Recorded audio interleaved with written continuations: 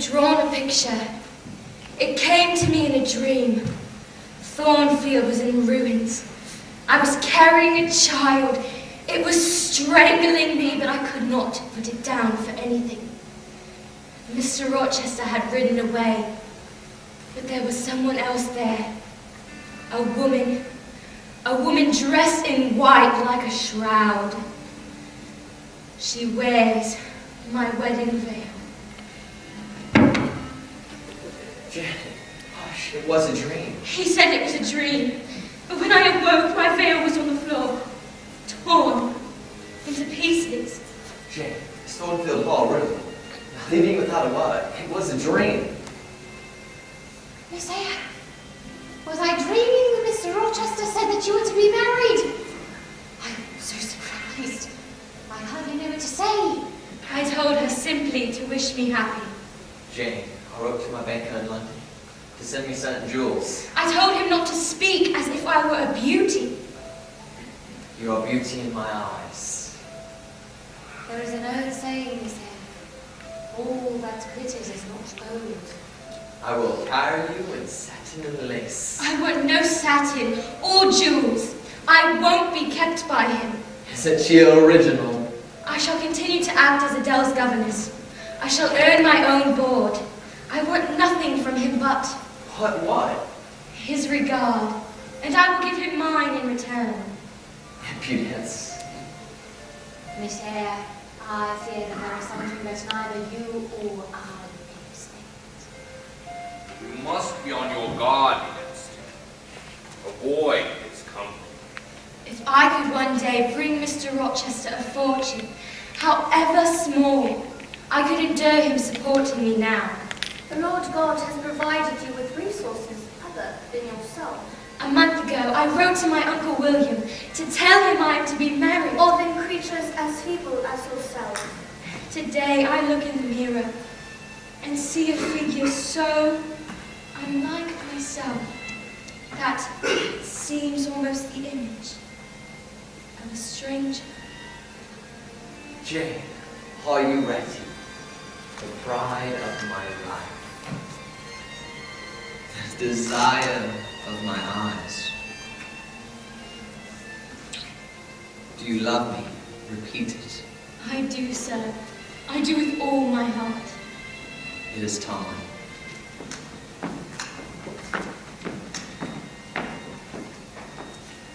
I require and charge you both, as you will answer at the dreadful day of judgment, that if either of you know of any impediment why you may not lawfully be joined together in matrimony, ye do now confess it. Wilt thou have this woman for thy wayward wife? This marriage cannot go on! I declare the existence of an impediment. Yes. Proceed. I cannot, sir. And so Proceed. This marriage cannot go on. Proceed. what is the nature? Perhaps it can be offered of it. Perhaps... Mr. Rochester has a wife, now living. Prove it. I have this, a document that states on the 20th of October, 1830, Edward Fairfax Rochester married Bertha Antoinette Mason in Spanish Town, Jamaica. This proves Mr. Rochester won't tell you why. It's not proof that she is now living. She was 3 months ago. I saw her here in his house. I am her brother. Enough! All shall bolt down at once, like a bullet from a barrel. One, close your book. Shut up the judge. Thou shalt be no wedding today. No, no. Let us go into the house instead and visit Bertha Rochester, my wife.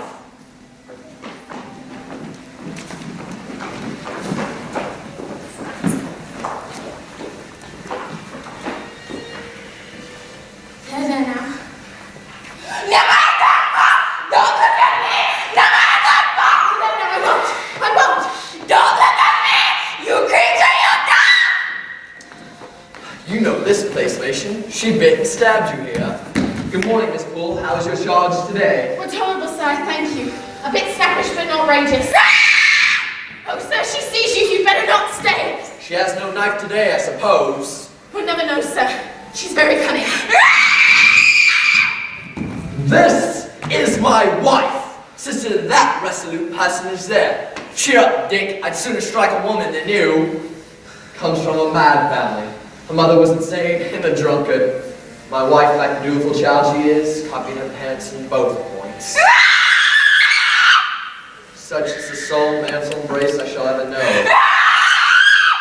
Such endearments which are to solace me. Compare, gentlemen, this is what I wish to have. This face with this mask, this form with this bulk. Then judge me if you shall. But remember, so shall you be judged. She knew no more of this than you would. She thought all was fair and equal. Now, I must shut up my prize. Your uncle would be glad if you had no part in this, Miss Eyre. My uncle. William Eyre, do you not remember? My letter, yes. I was with William when he received it. Your uncle is very ill, Miss Eyre. So sent me in his place. I would desire you to accompany me back to England. I will not have certain he be dead ere we reached him. But I do believe it best that you stay here in England so I can send you word. Goodbye, Miss Eyre. I shall hear from you soon.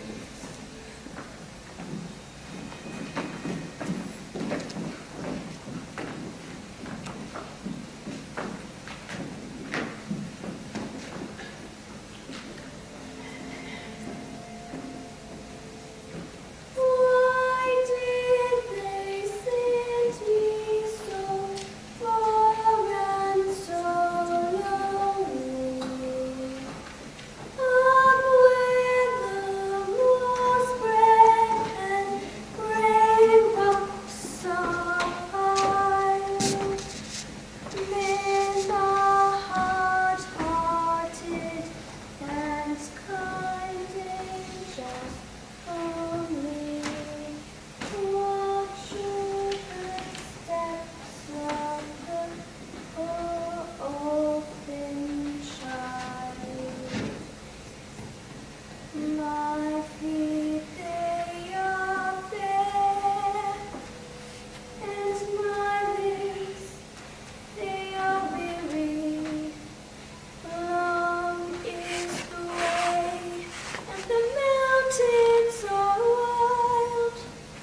Soon will the twilight grow moonless and weary over the path of the poor orphan child.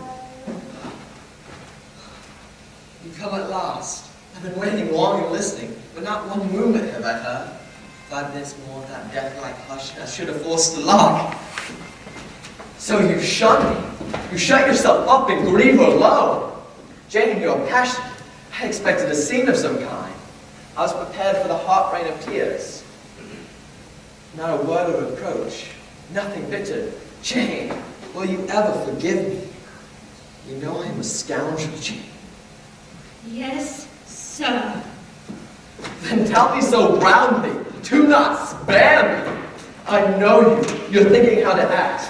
Talking you consider is of no use. I do not wish to act against you. You intend to make yourself a complete stranger to me and live under this house only as Adele's governess.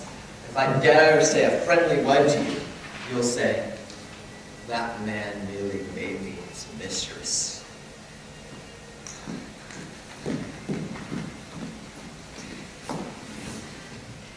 Adele must have a new governess, sir. Oh, Adele will go to school. That is all settled. You'll not stay here, nor will I. You will go to a secure place, a sanctuary. Jane, will you not give reason? For if you don't, I might try violence.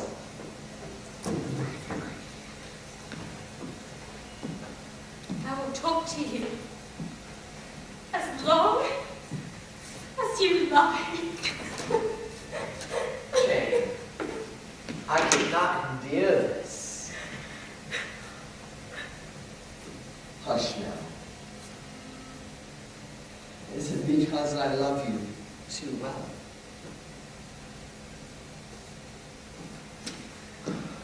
You don't love me then. It was only my rank you valued. I do love you more than ever, but this is the last time I must express it. The last time? Do you think you can always live with me and always be so cold and distant? No, sir. I am certain I could not. Therefore, I must leave you. For how long, Jane? I must part with you for my entire life. I must begin a new existence. Of course. I told you you should. You shall go to the place. I have a place in the south of France.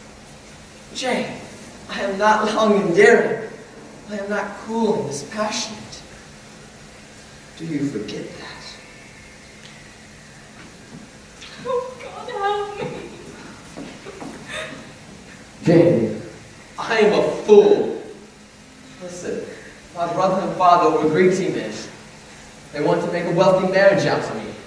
My father had an old acquaintance, a Mr. Mason, a rich Jamaican merchant, who had a daughter who was the boast of Spanish Town for her beauty. I was married before I knew where I was. And 4 years later, my brother and father died. And the doctors discovered my wife was mad. And I could not rid myself of her by any legal proceedings. Do you not like my narrative? I pity you. I do pity you, but you knew that you could never marry again, sir. I had decided I could, and I would. It was not my original intention to deceive. I meant to tell you my tale plainly, but now you see how the case stands, don't you? After a life of unspeakable misery, I have found you, Jane. You are my symphony. You are my better self. Jane, Jane, give me your promise. Say, Mr. Rochester, I will be yours. Mr. Rochester, I will not be yours. Do you mean to let me go one way in the world and let you go another? I do.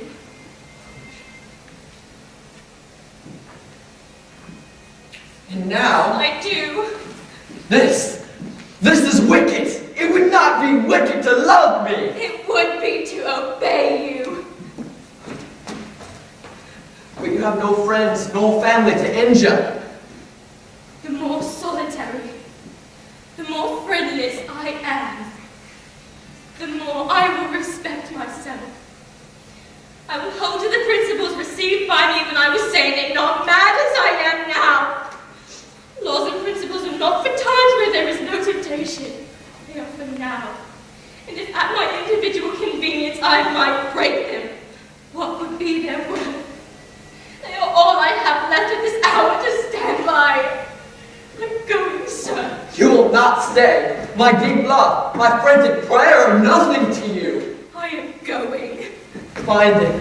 Withdraw to your room. I can sit. But Jane, cast a glance onto my sufferings.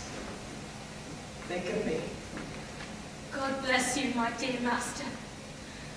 God keep you from harm and wrong, and reward you well for your past kindness to me.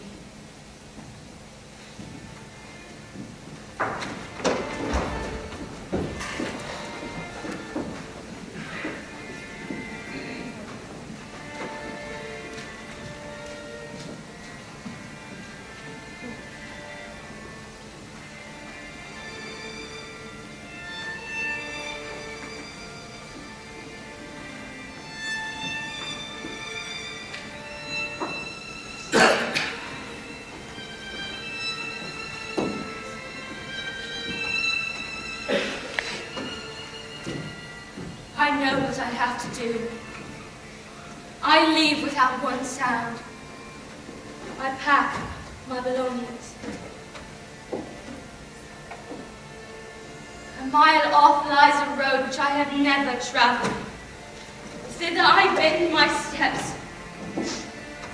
He will send for me in the morning, but I will be gone. He will have me sought for, but it will be in vain. May you never feel what I feel. May you never appeal to heaven in prayers so hopeless. May you never be the instrument of evil to what you wholly love.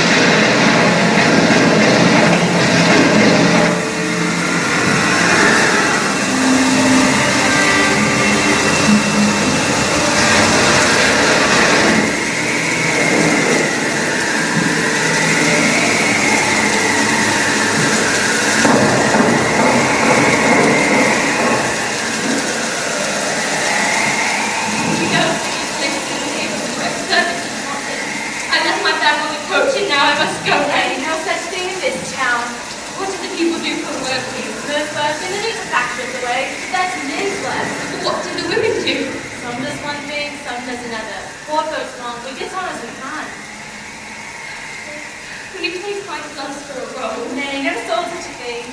Here, just take this handkerchief. And how I know where you got it from? Oh, please, God. Please, God.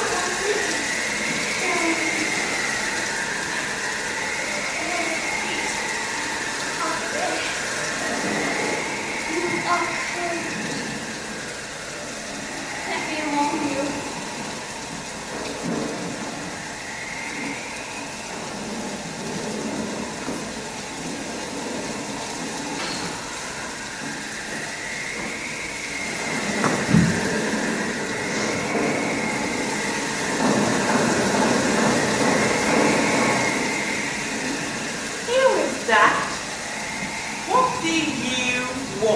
I want a night's shelter and a morsel of bread to eat.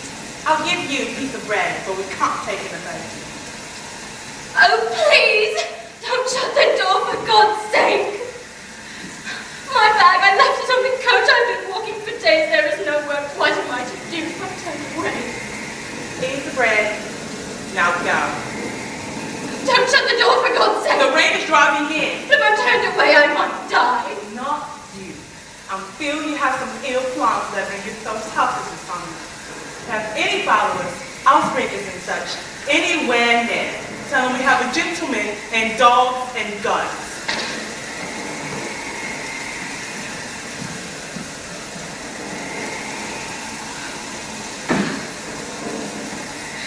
You must be on your guard against it. Avoid hard company. Shut her out from your converse. For this child, this girl, is The more solitary, the more friendless I am, the more I will respect myself. this child is The more I will respect myself. I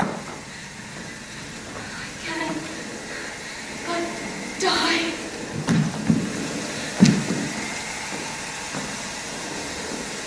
Hold on, start.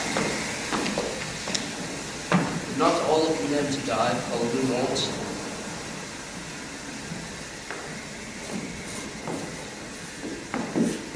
There, put that there.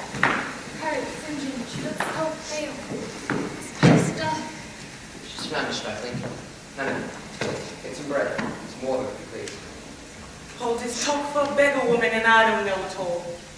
It is very early to her in, St. John. Yes, she's certainly been all dead at the door in the morning. She's gone through strange hardships, no doubt. She's not an educated person, and clothes and mother got very far. Look, she is weak. Can you speak? Hannah, bring me the glass. Here, try to drink. Not too much at first. Now she can speak now. Ask her her name. My name is Jane. And where do you live? Where are your parents? Can we think for anyone you know? What has happened to you, my dear? I can tell you nothing. What then do you expect us to do for you? Does that mean that we have given you the aid that you will require? We may send you back into the night. Do with me and for me as you like, but please, excuse me from talking. My breath is short. Enough. Let the lady eat the rest of it. Hannah, 10 minutes more, get the rest of the bread and water. Speak the truth, St. John. My heart rather wounds for her. I wish we were at a visit to some fraternity. That is hardly likely. You'll find she is some young lady who's had a misunderstanding with her friend. She looks sensible, but it's not handsome. She's so ill, Sidney. That's her face, I rather like it.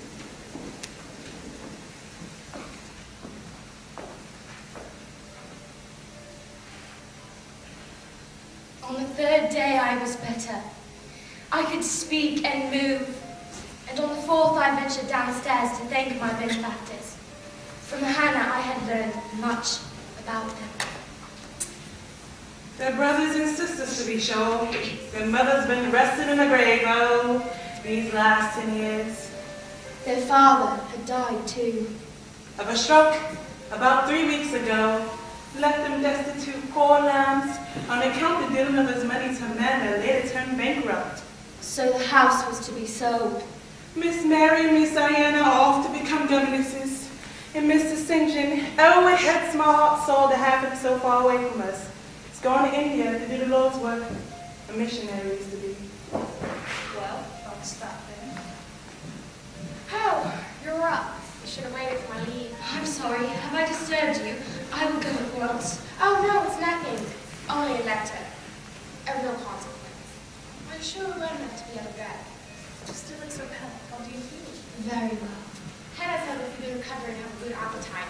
I trust I shall not eat long at your expense. No.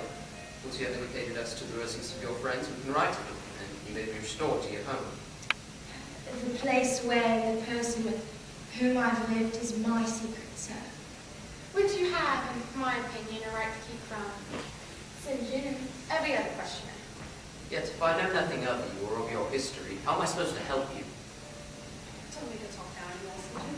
Miss Eyre. Miss Eyre. Is your name really Jane Ellie? No, You won't tell us your real name. I've been discovery above all else. Show me how to work, that is all I ask, but until then allow me to stay here. I dread. Indeed, you shall stay here. You shall. My sisters, I see have a pleasure in keeping you. Oh, beg your pardon, Miss Diana, but the kitchen's in an uproar and the girls are nowhere to be found. She's too late, I did have to the surgeon. Never mind, Hannah, I'm coming. I feel I disturbed you earlier, Mr. St. John. It was nothing. A letter from a lawyer Mary. My uncle is recently dead, and this missive informs us that he has left his property to another. It is of no consequence. He had a right to do as he pleased. I'm very sorry. I should go and help your sisters. I am better now and should be doing something to earn my keep. Miss Elliot, Yes, when you spoke earlier, I thought of a situation. Perhaps it would not do. if you have some form of employment for me, speak. I can see your society has been amongst the educated, and you may think that the work I offer is degrading, but I believe no service can degrade which compared to our race. Well, proceed. This town, when I came to it 2 years ago, had no school. The children of the poor kept from every hope of progress. I established a school for boys, and I intend now to establish one for girls. Its mistress will have a salary of £30 a year. Mr. Rivers, I accept your proposal with all my heart. I'm not mistaken at all. Indeed, I cannot think of what makes you say so. I can see it in your eyes. Remember, as an alloy is detrimental to repose as that in mine. I am not ambitious. What makes you speak of ambition? I know I am ambitious, but how did you find it out? I was speaking of myself. Well, if you're not ambitious, you're instead... What? I was going to say impassioned, but you may have been displeased. I merely meant to say that human affections have a strong hold upon you. You cannot be content to pass your leisure in solitude any more than I can, pent in with the mountains, waiting for the destiny which my master has called me to. Which is? Greatest to which man can aspire. The advancement of God's kingdom on earth.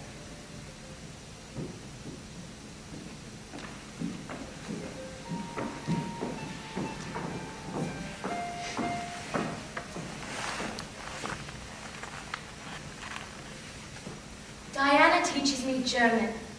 I like to learn from her. Mary is gentle and good, and as to Mr. St. John, I hear him preach. The heart is thrilled, the mind astonished, yet throughout there is a strange bitterness. And when he is done, instead of feeling enlightened by his discourse, I experience an inexpressible sadness. Mr. St. John Rivers has no more found than the peace of God which passeth all understanding, no more than have I with my concealed and racking regrets. You think too much of the love of human beings, Jane.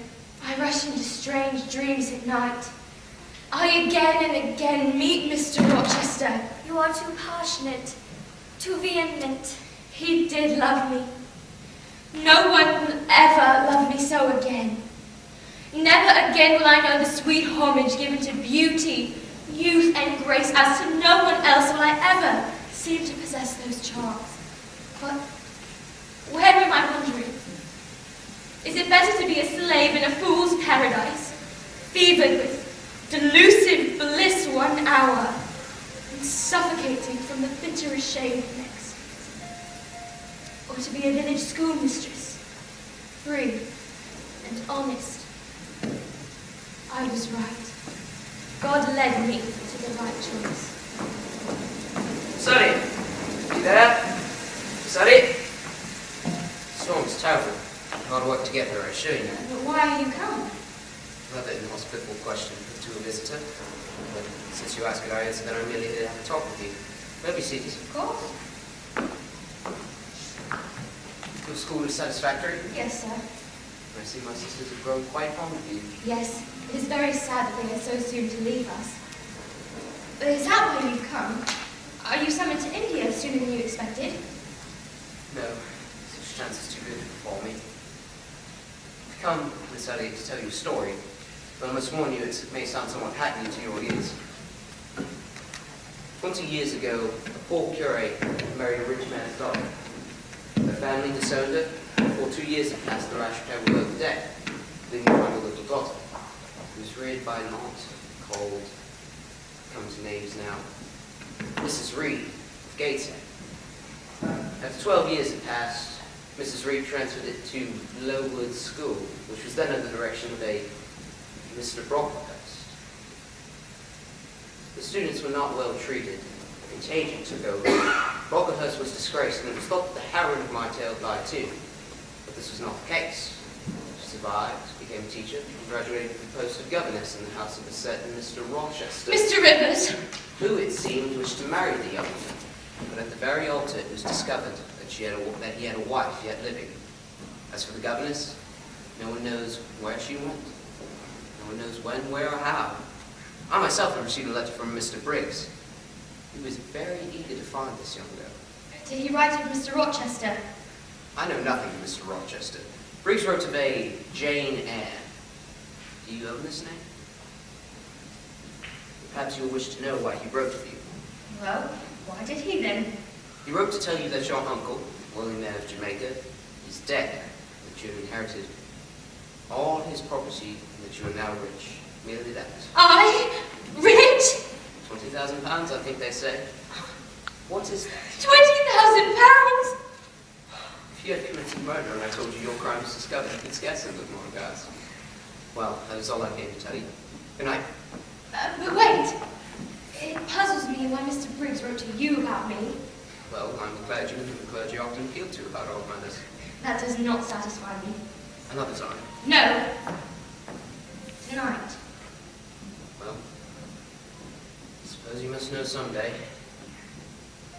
Your name is Jane Eyre. Well, yes, we've settled that already. My mother's name was Eyre. But She had two brothers. One, a clergyman who married your mother. The other, William Eyre, merchant in Jamaica, who died but a month ago. You were there when we received word of Uncle William's will. Do you remember that day? We learned that he had left his property to his orphan niece, overlooking us in consequence of a quarrel between him and my father. You know the rest. so you three then are my cousins. We are cousins, yes. Oh, I'm glad. Glad.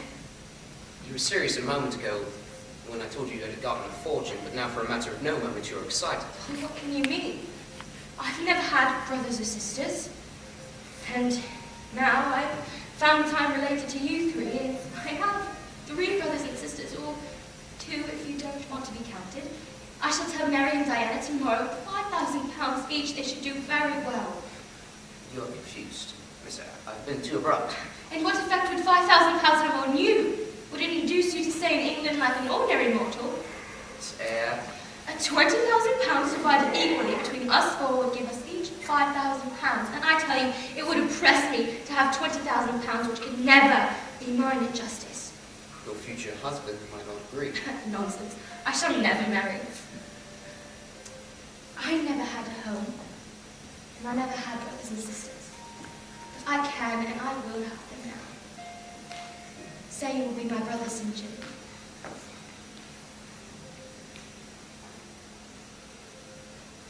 Oh, Jane, my dear sister. And the house, Jane. It's spent far too much money fixing it up. Carpet, draperies, new furniture. It's really done us no need.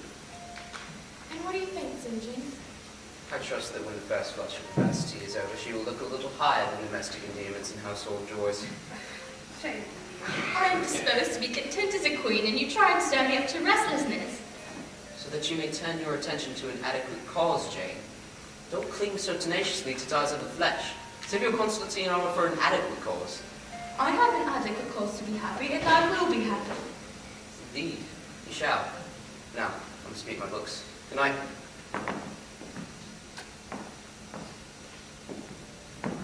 St. John. Jane is your sister too, but you don't treat her as such. You should give her a kiss as well.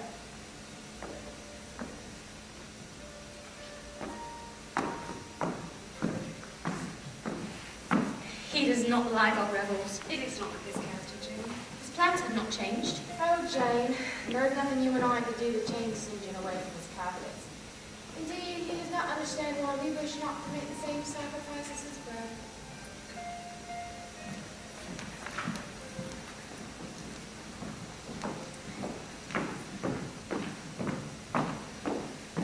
Jane, I wish to speak with you for a moment. As you know, I leave for India on the 20th of June. God will protect you. You have undertaken his work. Yes, there is my glory and joy. I'm the servant of an infallible master. It seems strange to me that all do not burn to enlist under that same banner. Well, they are few in number and difficult to discover. You say truly, but when called upon, is it not right to stir them up? To show them what their talents are and why they were given? To give them, direct from God, a place among the ranks of his chosen? If they are right for the task or not, their own hearts say so. And what does your heart say? What? My heart is mute. And I must speak for it. Jane, come with me to India. Come as my fellow labourer and as my wife. Oh, St. John, I am not fit. Who that was ever truly called believed him so worthy of the summons? Don't mistrust yourself, I trust you unreservedly. I do not have your powers. It is folly for the weak to march with the strong. Jane, your help will be invaluable to me. Jane, God and nature intended you for a missionary's wife. It's not personal but mental endowments they have given you. I don't claim you for my own pleasure, but for my sovereign service. I know I must seek another interest in life to replace the one I have lost. There is nothing so absurd, so weak as to drag on from day to day waiting for some impossible change in circumstances. But St. John, I will go with you to India if I can go free. Your answer is not clear. I will not marry you. Impossible. And our union must be consecrated by marriage or cannot exist. I regard you as a brother and you regard me as a sister, so let us continue. I want a wife, a helpmate that I can influence efficiently in life and absolutely till death. Then seek one elsewhere than me, St. John. Seek one fitted to your purpose. Fitted to God's purpose, you mean? Give your heart to God, Jane. He demands it of you. Oh, I will give my heart to God. You do not want it. I repeat, I freely consent to go with you to India as your fellow missionary, but not as your wife. I scorn your idea of love, and I scorn you when you offer it. It is not me you offend, Jane, but God.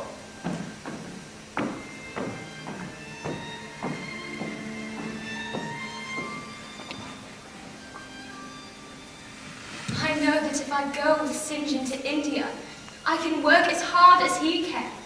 I can work with as little grudging. I can work to the death.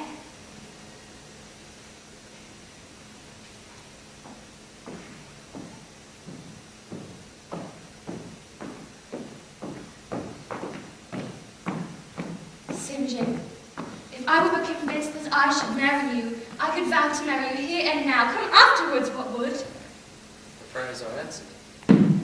Jane. Oh my God. What? What's that? Did you not hear it? There's nothing there. Jane. Jane. You think too much of the life of human beings, Jane. No. No. Jane. Oh, Mr. Rochester, where are you? Mr. Rochester, wait for me, I'm coming!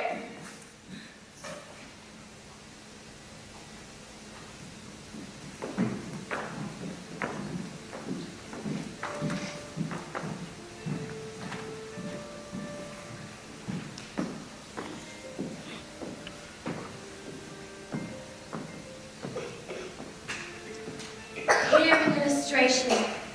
A lover finds his mistress asleep. Wishing to catch a glimpse of her fair face, he stows quietly over the grass, careful to make no sound. He bends over her, bends lower, and as his eyes anticipate the vision of beauty, but look! He starts. He takes her into his arms, calling aloud her name. He thought his lover slept sweetly. He finds instead that she is stone dead. I had wished to see Thornfield Hall. The grounds were black and trodden. Thornfield was a waste. Who's there? I'm sorry, ma'am. I just came to look about the place. I'm sorry. Oh no, please forgive me. I did not expect to see anyone. Who are you? I just came to look about the place. I am the wife of the late Mr. Rochester's porter. The late? Is he dead? There was a terrible fire, ma'am. Broke out in the middle of the night. It was a horrible thing. Saw it myself. But what happened here? There was a lady, ma'am, a lunatic, kept in the house, cunning as a witch she was. And that night she set fire to Thornfield. Climbed up the roof she did. I'll never forget the sight. A tall woman with hair streaming out against the flames. Mr. Rochester went after her. I heard him call her name. And then she yelled and gave a spring. And the next moment she lay smashed on the pavement. Oh my God. Yes, and poor Mr. Eyre. You said he was alive. It was all his own courage in a way, ma'am. Would leave the house till everyone was out before him. And as he finally came crashing down the stairs, there was a terrible crash. Everything fell. He was taken out from the ruins alive, sadly hurt. When I was knocked out of this, and one hand so crushed that the surgeon had to amputate it directly, he's now hopeless indeed, lying in the creek. Where is he? Where does he live? Ferndean Manor House, about 30 miles off. Won't let anyone but old John and Mary attend to.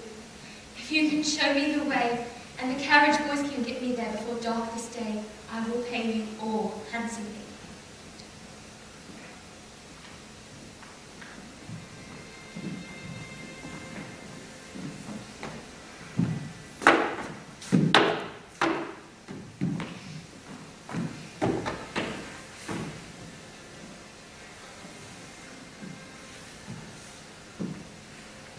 Who's that? Answer me.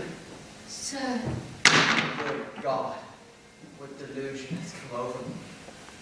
Oh, I cannot see, but I must feel, or my heart will stop.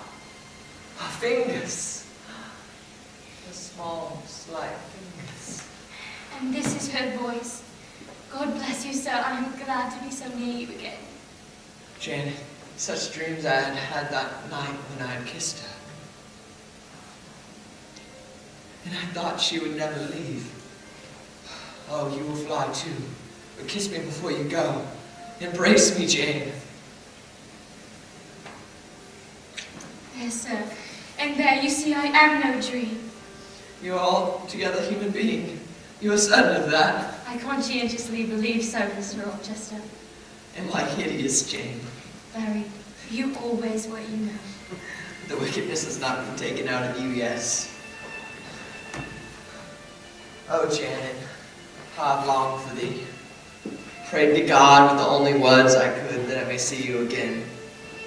Jane, Jane, Jane. Did you speak those words aloud? I did, but what followed suit was the stranger's point. I heard a voice. I don't know whence it came, but I know whose voice it was. It replied, "Where are you? I'm coming." And then a moment later, "Where are you?" That was your voice. I'm certain of it. Now you cannot wonder I thought you any other than a vision. But I thank God that I know otherwise. Yes, I thank God. In the midst of judgment, there is also mercy. I heard you too, sir. You have my heart. But Jane, I want more than your heart. I want a wife. Jane, will you marry me? Yes, sir.